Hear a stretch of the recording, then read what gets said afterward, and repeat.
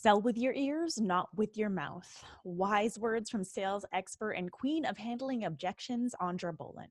In this conversation with Aandra, we dive into a fiery topic about the sales process. Tune in and learn why there's no shame in selling, the importance of having clients qualify themselves prior to an enrollment call, the difference between manipulation and intentional sales, a perspective shifting mantra for selling, and the 4 Ds of enrollments. Aandra Bohlen is a sales expert and creator of Cha-Ching, and she's on a mission to help entrepreneurs power up their sales conversations and conversions by demystifying the stigma around selling and deploying sacred sales practices. Building on years of experience managing hundreds of sales people in a corporate environment, Aandra teaches the power of connection and transformation in sales and works with businesses to improve their enrollment process from first touch to testimonial. Aandra helps craft compelling sales scripts, webinar pitches, and sales calls that communicate the power of the transformation at stake by making a real connection with potential customers. If you are a new listener to today's thought leader, please go and hit subscribe now and drop a rating and review. And if you are a loyal listener, thank you so much for being here again. Now it is time for us to dive into a juicy conversation with sales with Aandra Bohlen.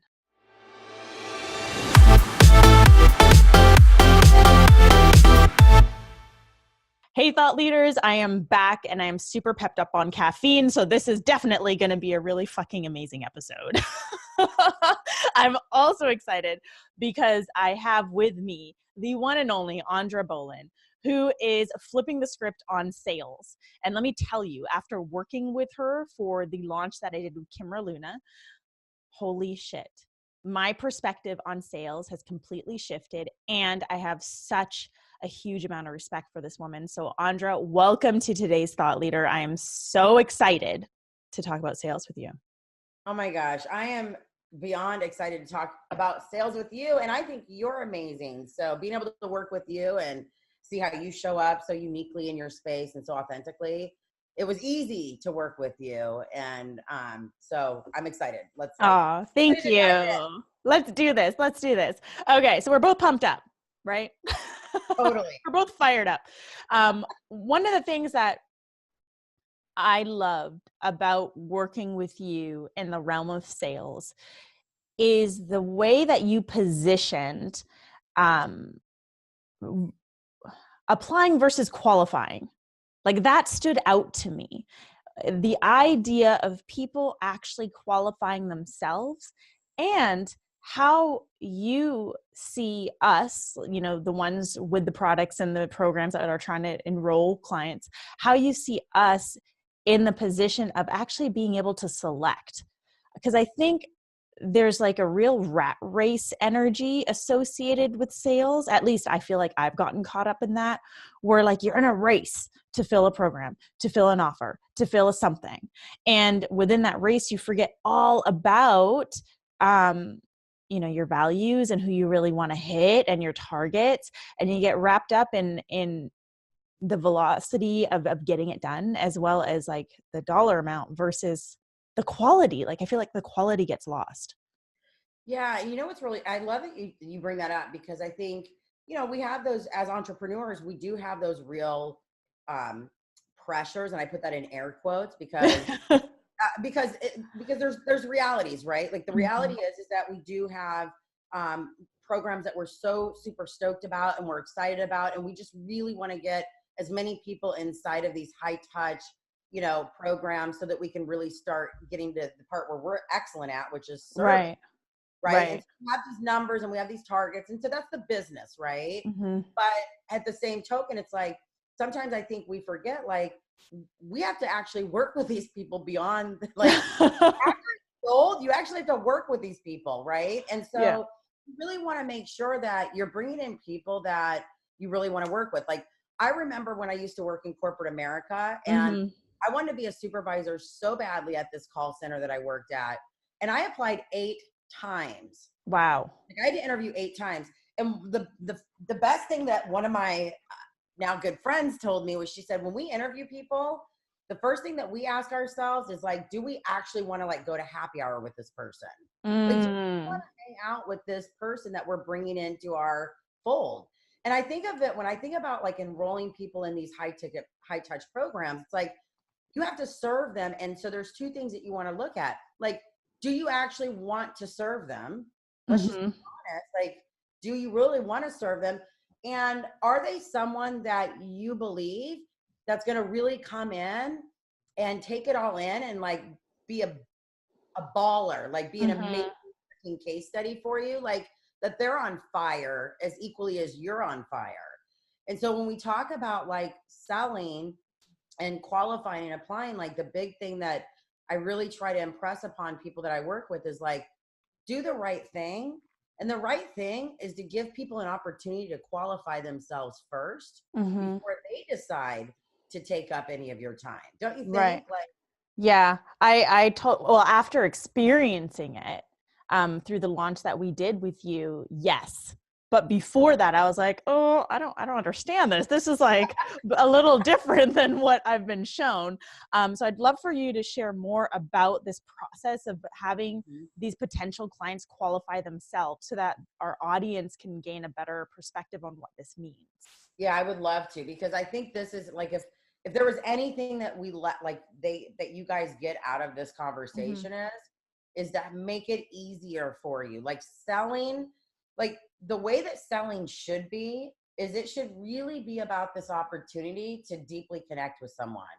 Like by the time you get to the sales conversation, you should be free flowing. Like I'm so loose when it comes to sales, like, and I want everyone to experience that instead of the anxiety and the pressure to perform and this like thing that happens. There's like all these things that happen when you're nervous that aren't going to set you up to win. And it just doesn't lead to a good, to an epic enrollment experience. And so let's talk about the qualifying, and let's just kind of reverse engineer it a little bit. I want you to think of it like this. The first flip that we need to make internally is that we're not selling, we're interviewing. So if you think about it, think about when you used to work, you know, before you started your business, you went to a job to apply for a job. But before you applied for the job, didn't you look at the job description? Didn't you look at what skills were required? Didn't you allow yourself to qualify yourself first before you submitted the resume? Right. And that felt good because at least you were making a decision like, oh, cool, I'm not like setting myself up to go into this interview. And then for them to tell me after I've invested money in getting a new outfit and getting my hair done and like practicing my interviewing and getting this swanked out resume that I'm even qualified. And that's happened to me. And I'm sure it's happened to a lot of you. So it's like, to me, you know, as a sacred, like in our sacred businesses, it's like, let's do the right thing and let's create a holistic experience on both sides. So the best thing to do is let's tell them exactly what it is. Let's be clear about what this is. Like, let's not play that whole, like, see, I can feel a rant coming. Go for it. Dive right in. We love rants on TTO. Yeah. Like, let's not play this game of like, let's get him into a free coaching call. You guys, here's the reality. You can't promise transformation in an hour. So why are you selling it as a 15-minute, like, get your life coaching call? You can't no, I don't even know someone's favorite color in 15 minutes. Yeah. Like, what can you possibly do for someone? And here's the thing, your prospects, they're hip to the game. You think they don't know that that's what's going on? They do. They know that there's nothing really that they're going to get out of it, but because they're desperate to get access to you, they'll take whatever you give them. Boom. Right? So what can we do differently? I'll tell you what we do differently. We start telling people what it is that they're actually coming into a call for. They're not coming to get free coaching. They're not even coming to get like free strategies. They're coming in for you to discern right fit. Yeah. And so for us to qualify them and for them, give them that space to qualify themselves, we need to be honest about what it is, what's going to happen, and let's be clear about who this really is for and who it is not for. Yeah. Definitely. It's so interesting because I feel like everyone who does sales is taught like this traditional sales thing where it's like, okay, connect for the first whatever minutes and then get to the pain point and exacerbate the pain, follow the solution, boom, make your pitch and whatever. And I followed that for legit probably 1 month of my coaching career, because when I did it and I actually enrolled someone at a higher price, it was cool. And at the same time, it didn't feel good. Something about that experience didn't feel like it was an integrity. And that client didn't end up being an ideal client for me. Yes, they paid the higher rate. And I mean, it was like 4 times higher than what I was charging. And it wasn't a positive coaching experience for myself. And I'm sure it wasn't that positive for her because she wasn't really ready and she wasn't really coachable and she didn't really fully understand the work that was going into this coaching experience. It was really just about locking in that sale. It was for her getting the money, investing in it, feeling desperate to change. And there was no sense of really qualifying. And from there, I remember switching right away to calling my sessions possibility sessions and actually writing like, this is a session for us to determine if we're a good fit for each other in a coaching relationship. And that's changed everything. But I don't know. And you tell me if my assumption is wrong. I think a lot of people get caught up in the quote unquote other ways of selling because it does work. And like, I feel like it lacks longevity, integrity, and client loyalty. Well, see, what's happening is you're right. And so when you just kind of mentioned that flow, for example, some of vital because Right. let's just keep it grizzly, okay? Okay. We don't really make big moves in our lives in the place of pleasure.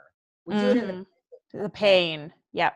right? So we do need to get clear on what's really going on. But see, this is the difference. It's all a shift in the why, right? Because with the older model of selling, you only want to know that the only reason why you want to know that is just to move them along in the process. Whereas I want to know that because I'm literally genuinely investigating if you're going to make it in my world. So it's like a genuine interest, like it's genuine interest versus like, let me just tick off all these boxes to get them into this emotional space to make a decision. Correct. So it takes it from manipulation to intent. And just like this conscious intentional decision to go deep with someone because you genuinely care and you're genuinely trying to figure out, am I going to be able to really help this person? Right. Because when you're inside of a sales conversation, you're doing two things. You've got two roles, especially if you're an entrepreneur that doesn't have a sales team and you've got to do this yourself, which I always recommend you do initially until there's other factors that mitigate, like, yes, you should hire someone. Right. Like, there's two roles that you have. Number one, you're just trying to get to know if like you're trying to get the sale, you're trying to move them into your program. Right. And you really should be trying to discern right fit. But the other thing that you are is a gatekeeper to everybody else that's on the inside. So now you're a protector, you're the guard. So you know what I mean? Like, you're honoring the commitment, but you're also guarding everyone else's experience that's on the inside. Yeah. And so when I'm enrolling for someone, I tell them very clearly, like, look, financially, yes, we need to make sure you can pull the trigger, right? But even if you can, that does not guarantee you entry because there is a lot of amazing entrepreneurs already over here on the inside.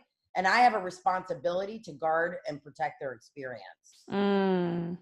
That's so important. I mean, I feel like almost everyone listening could probably relate to one experience where they've been part of something and there's like someone in there where the energy drags you down. And I've been a member of groups like this, and I've also had this happen in one of my groups, and it was heartbreaking to witness like everything crumbling right in front of you. And I love that analogy of being a gatekeeper, being a gatekeeper for the other people who have enrolled and really are an amazing fit, and being a gatekeeper for your other clients, and also like really protecting the sacred nature of what you have to offer in the container. I believe that the reason why more people don't think this way, and I was one of them, is because of the fear of not really selling out a program, or like, failing on that part of it, not enrolling enough people, not making the money that you wanted to make. And when we get into that, even when I say it out loud, it's like, fuck, like that gets you caught up in the money versus the service. And yes, service leads to money, but when you're prioritizing the money, I think it just becomes easier to sacrifice the service, or even like the quality of your work, or the potency of your gifts and what you have to offer. Yeah, because I think what's happening is when you're only selling on demand, Right. Versus creating this space. So this is one of the things that I teach people when I work with them is like, if you want to convert it 15 to 30%, keep doing what you're doing, right? Uh-huh. Only show up when it's time to sell. You're going to have to take in a whole heck of a lot of more calls Mm-hmm. to even your numbers if you're only going to convert it 18 or 30% or 15 to 30%. Mm-hmm. Or you could actually do it a little bit differently and already have them sold before they come into a conversation. So now we're talking about 60, 80% conversion, less conversations, more high quality people coming in, more people that are on fire, actually have a seat in front of you to interview for the opportunity to come into your program. And now, but think about what changes right there. If people are already coming in primed, prepared, pre-qualified, right? If they're already coming in like that, they're coming in hot. Right. So now, one of the best mottos that I learned, I was 19 years old. It was one of my first sales jobs. And it was a super competitive environment. And I wanted to win President's Club, which was like, think about the Academy Awards and the Oscars, right? You get dressed up in your formals. They actually have like the awards that aren't like plastic. Right. 5-course meal. And it was the top 10% win as winners. The next 10% win as guests. That was my first time, and I wanted to freaking win. Every quarter I did this. And I remember all of a sudden, like, I wasn't getting the sales. And my supervisor said, Aandra, stay loose to produce. You are all over the place. You're forgetting what you're doing because you're not connected. You're focusing on the wrong thing. Right. So what does that mean for your audience? It's like, how would it feel for you if you had set yourself up for sales success?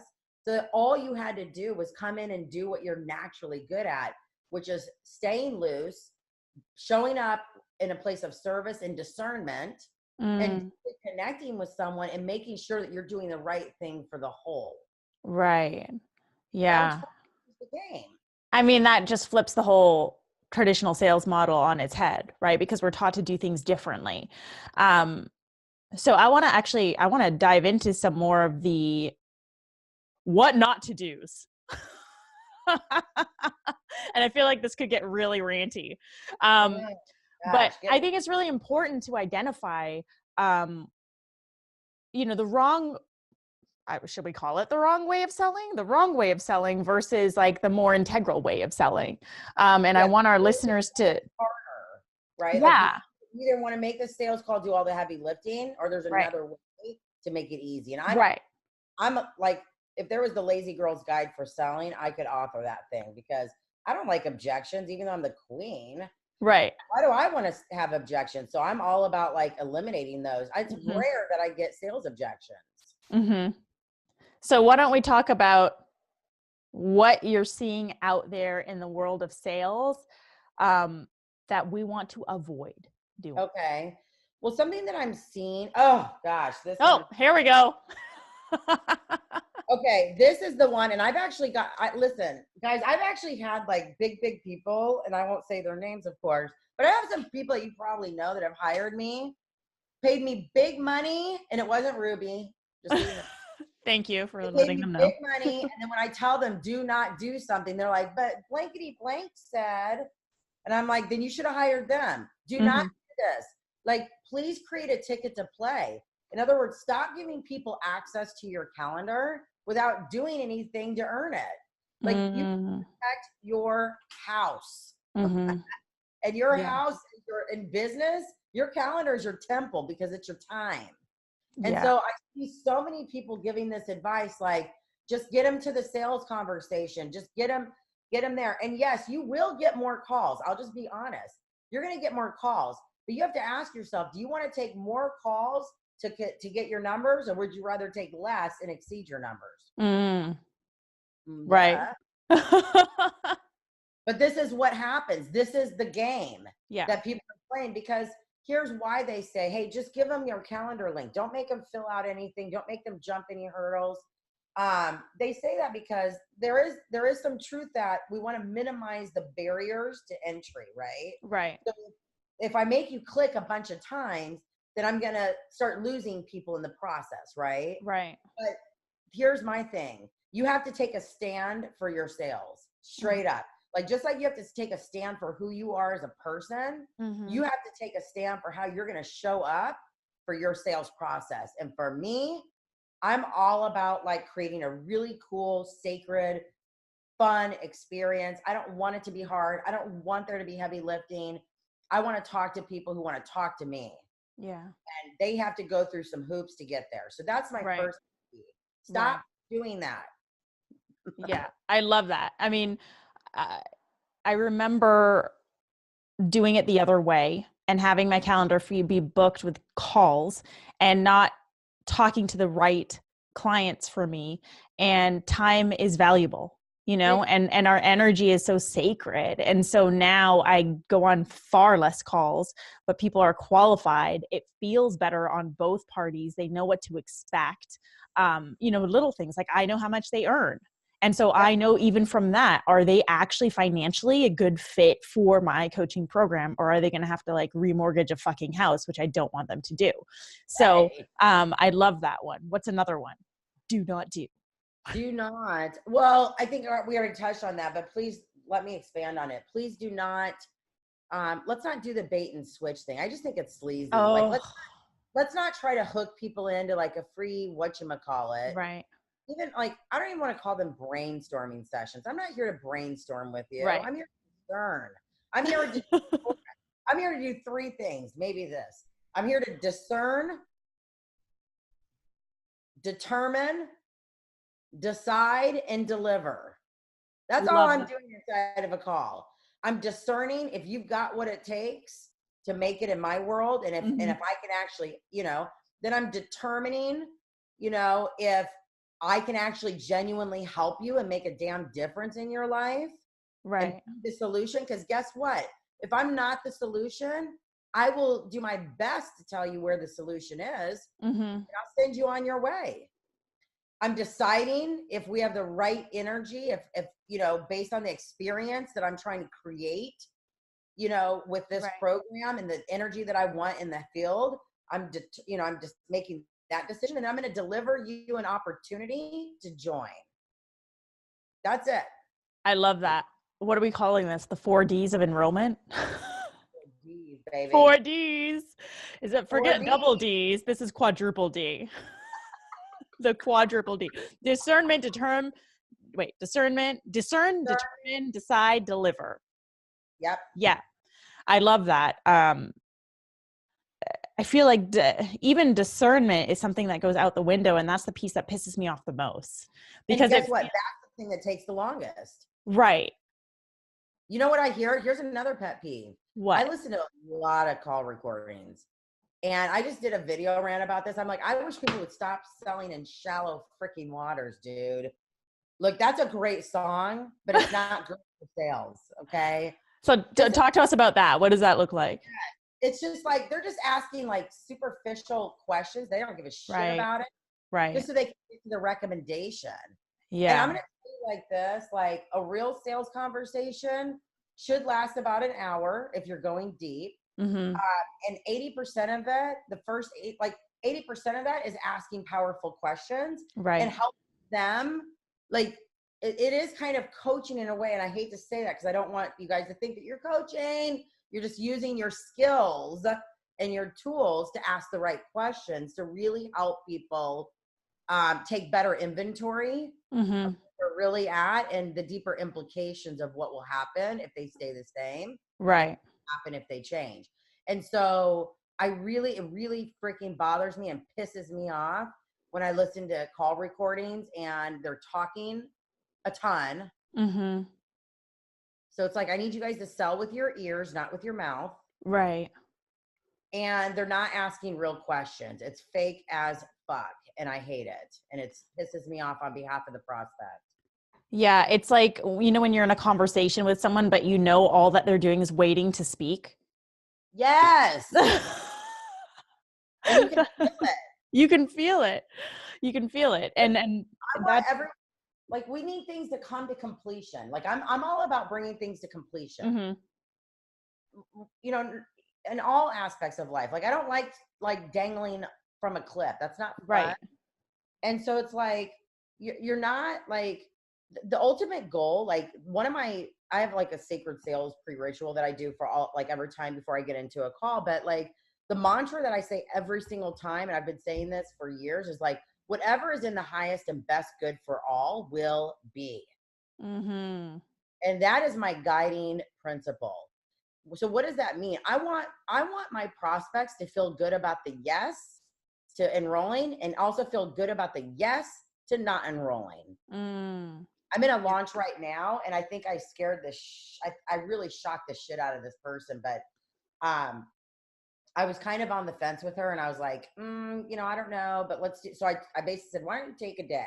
Uh-huh. I want you to take a day. And now, please don't do this, guys, if you're afraid to meet objections. That's not what we do. And we'll talk about follow-ups in a second. But like, right. I had already done my thing. And I was like, you know what? I feel really strongly that you need to like woosah and really get with this. Mm-hmm. I'm on the fence about you. Mm-hmm. Part of me thinks that this is going to be the thing. The other part of me thinks, is this just another thing that you're going to get into that you're not going to do shit with? Right. So I need a break from you. Mm-hmm. To like pray on it myself, and you need to pray on it. We come back, and she was like, I decided not to do it. And I'm like, that's amazing. Like, we threw a party. Like, we were celebrating Ruby because guess what? She made a decision. Mm-hmm. She brought something to completion. And right. she was so shocked. She goes, you're not going to try and convince me? And I go, absolutely not. That's never what we do.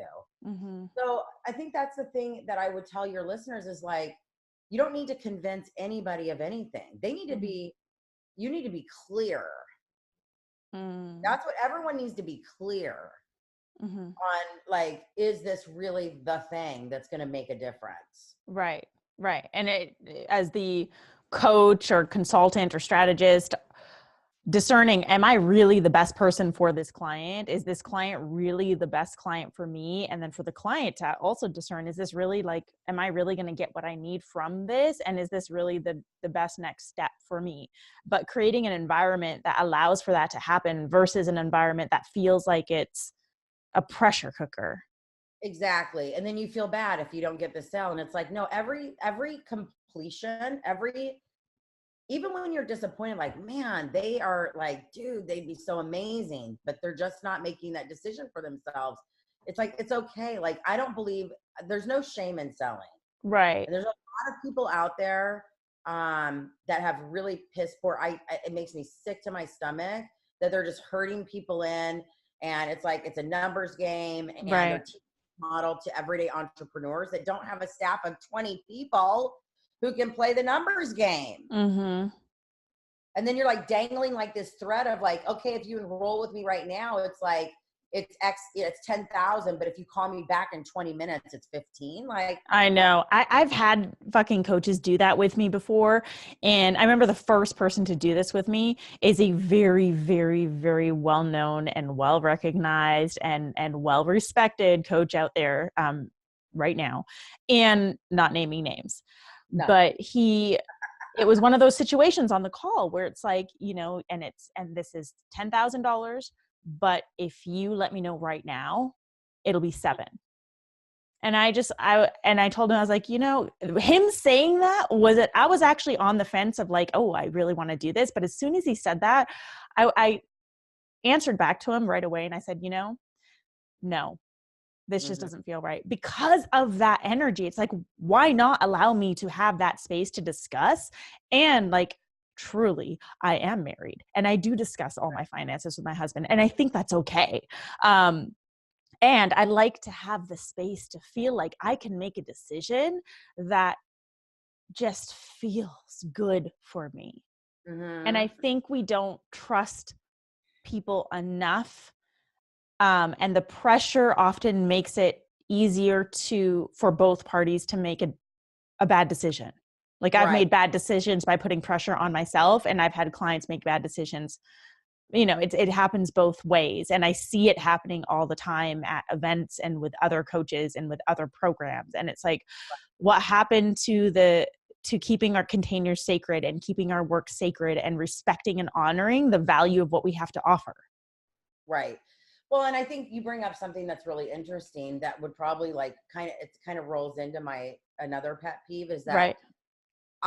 like when somebody shows me that that I can actually, like, when they prove to me that they're ready for the help, that this can actually help them, and if we don't help, if this doesn't get fixed, like, I don't like the implications of what that could create for them. Right. I'm like a champion for them, right? And so Mm-hmm. this gives me permission to meet objections, and some of the objections are like, let me think about it. I need Right. to talk to the spouse. And this is a pet peeve that I have, is that this is the response. Like, if you were to tell me, hey, let me talk to my husband, and all I said was, okay, Right. I'm not really showing up for you. Like, if you think about it, if you're coaching someone, if you have them inside the program, Mm-hmm. if they come at you with something that you think might is a delay to them taking action, you're not going to be like, okay, are Right. you? Right. You're going to dig deeper, right? You're going to try and figure out a little bit more about that, because this is where, anyone that knows me knows that I'm like addicted to like drama in a weird way. Like, I like watching crime TV. I love, Right. like, if I could get paid to go sit in a courtroom and just watch people, I'd do it for right now. But Yeah. so why I tell you this is that one of the best skills that you can sharpen, that I think we all have innately, is your sense of curiosity. Mm-hmm. So for me, when I get met with an objection, I'm genuinely curious. So there's no way in God's green earth I'm going to be like, okay, I think that is selling out yourself. And I think it's Right. showing your prospect something that you don't want them to see. Do Right. you see by that? Like, I don't think Totally. people see it like that. I think that they think, well, I don't want to push. I don't want to Right. hurt. I respect. But here's the thing with your situation, I actually know that people are married and they actually have to talk to their spouses. Right. Fully respect that. But before, there's a lot of things that I would do with you to help you with that. But first I need to discern if that's really true. Right. Or if it's an excuse. Right. Right. And it's like we're doing people a disservice if we just let them go with whatever it is that they are saying. Like I always say, if there's an opportunity to help the potential client dive deeper on one of these calls, then that's an opportunity worth taking. And I love that you said curiosity, because I think that's what it is. Like, versus saying coaching, I mean, just get curious as to why, this is what they need, what's really going on behind that. And then with the closing container idea, like, make sure you close that loop too, and create like a follow-up call and get that on the calendar. Right. So much that I could teach you guys. I just don't, we can't do it in Yeah, this. we're running out of time. But So there's, I think I just want to help, like, give everyone everything, because you're right. Like, there's so many, and listen, nobody's like doing this on purpose to like suck at selling. no, not at all. Genuinely want to do well. And that's why I'm just such on a mission to Mm-hmm. help make selling really easier and really create the sacred process that's not soft. Because listen, love is love, and love is a real fiery emotion, right? Mm-hmm. Like, it's not just like rainbows and unicorns. Sometimes it comes with some blows, Sometimes it comes with some punches. love punches. Right? Like, Yeah. and so I hesitate also, like, sometimes to go all in on saying sacred sales, because I don't want people to think that they're going to come learn the soft way of doing it. I'm going to show you how to do it the right, like, in a really connected way. Yeah. Where you're because that's, taking a stand for what you have to offer. Like that's what I feel like you do. It's like it's about taking a stand for what you have to offer, taking a stand for your gifts, taking a stand for what you're here to do and the work that you're here to do with your clients or your product or whatever it is. That's the feeling I get after working with you. And I think that that's so important because the way that a lot of other people teach sales is that stuff goes out the window. yeah. Yeah. Yeah, it's just about the sale. And it's like, Right. no, that's Yeah. actually not going to work out for me. And I have fired myself from, agreements with people where I can tell that they're just out there for the money. Right. That doesn't work for me. Yeah. That's not going to work. Yeah. That's just not what selling is. Selling really is truly selling a transformation.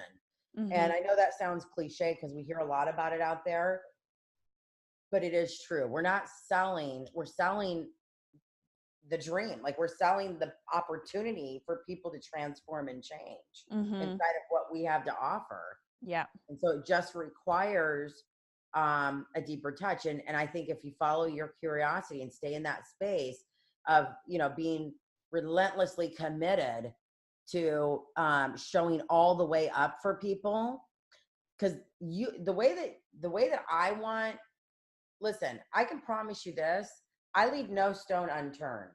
So I'm just an investigator. I am nosy by nature. I've been nosy since I was a baby or whatever. And so I use that to my advantage because I do need to know, and it needs to click in my mind's eye. Like, yes, that's correct.